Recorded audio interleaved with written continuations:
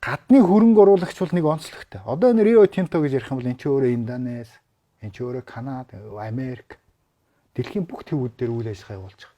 Тэр улс нь манай royalty 58%, 56% гэхээр тэрийг төлөөл явж байгаа. 60% төлөөл явж байгаа. Манайх чам зориулаад 5 болгочихъя.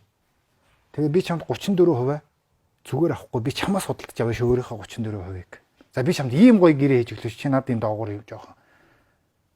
Энэ чинь анх Rio Tinto-ч байгаагүй ш. Энэ чинь Friedland-гийн хувь хүн. Аюун хойгийн төсөл байсан. Энэ утгаараа ингээ хийгдэж байгаа юм чи ямар ч ингийн тэрийг хараагүй ч гэсэн логикоор ойлгомжтой шүү дээ.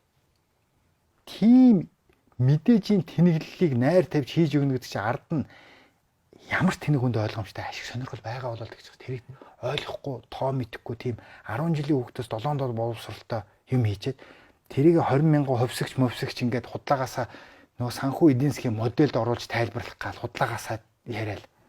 Тэгээд нөгөө Монголд 0 төгрөгийн орлого ордог байж байгаа энэ чинь ийм их ордог болчиход байгаа. Үйл ажиллагаа байхгүй байсан өмнө говийн оюутгах гэдэг төсөл төр 0 байсан юм чи үнэн л юм чи. Одоо ордог болсон орлоготойгоо харьцуулах юм энэ чи өндөр харагдана шүү дээ, аргагүй шүү дээ. Гэхдээ цаана өдөр болгон ямар хүүний өрөнд орж байгаа байлаа да. Хиймлэр зээлэр авсан хувийнхаа. Нэг. Хоёрдугаар цаана ямар их байгаль экологийн усны нийслэлд орж байгаа байлаа. Хоёр. Гуравдугаар тийм чи хөрөнгө оруулалт чинь нэмэгдээд ногдол ашиг чинь дахиад бүр зөндөө хашилцсан. Дээрээс нь бид нар хүүдүүлж байгаа. Тийм. Хүүгийн хүүдүүлж байгаа та.